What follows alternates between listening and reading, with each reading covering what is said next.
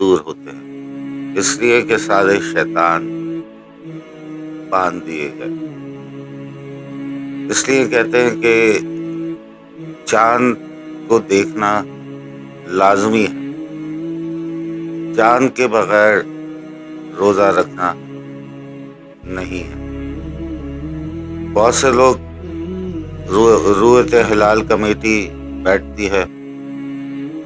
حضرت عمر اتھینٹک کردار تھے، اس لیے حضور نے فوری طور پر حکم دیا کہ رمضان سب کو مبارک، اور اسی طرح روزہ شروع ہو گیا۔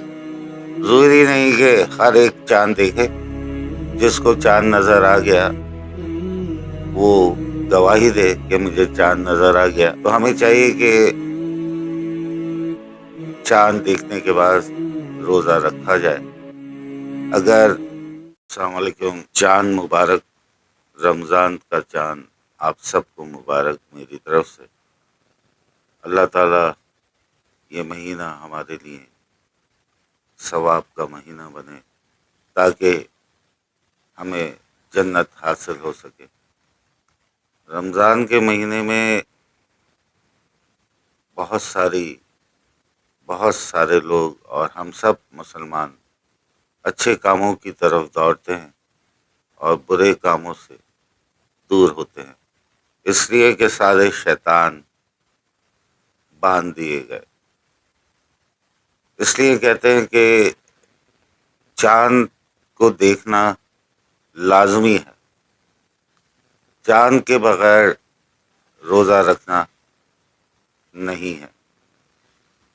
بہت سے لوگ رویت ہلال کمیٹی بیٹھتی ہے، ان کو نظر نہیں آتا، لیکن اپنے مذہب میں حضرت عمر صدیق رضی اللہ تعالیٰ عنہ نے فرمایا کہ محمد صلی اللہ علیہ وسلم چاند دیکھنے کھڑے ہوئے، لوگوں کو چاند نظر نہیں آ رہا تھا، لیکن میں نے حضور پاک کے پاس جا کر کہا کہ مجھے چاند نظر آ گیا۔ حضرت عمر اتھینٹک کردار تھے، اس لیے حضور نے فوری طور پر حکم دیا کہ رمضان سب کو مبارک، اور اسی طرح روزہ شروع ہو گیا۔ ضروری نہیں کہ ہر ایک چاند دیکھے، جس کو چاند نظر آ گیا وہ گواہی دے کہ مجھے چاند نظر آ گیا، تو رمضان ہو سکتا ہے۔ ضروری نہیں کہ سب کو چاند نظر آئے۔ اب حضور صلی اللہ علیہ وسلم نے فرمایا شعبان کا مہینہ، اس میں 30 شعبان بھی ہو سکتے ہیں، 29 بھی ہے، اس لیے ہمارے اسلام میں 29 اور 30 ضروری ہے۔ کبھی 29 ہو سکتا ہے، کبھی 30 ہو سکتا ہے۔ تو ہمیں چاہیے کہ چاند دیکھنے کے بعد روزہ رکھا جائے۔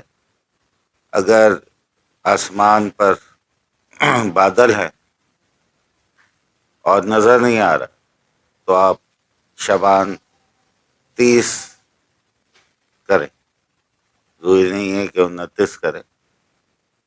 دوسرے دن دیکھیں اور چاند نظر آئے تو پھر اس کے بعد روزہ رکھا جائے۔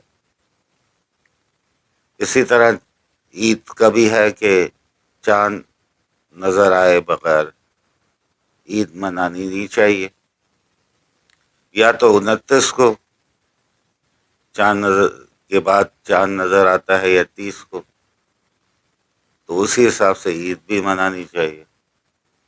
تو ہم سب کو چاہیے کہ چاند کے حساب سے روزہ رکھا جائے۔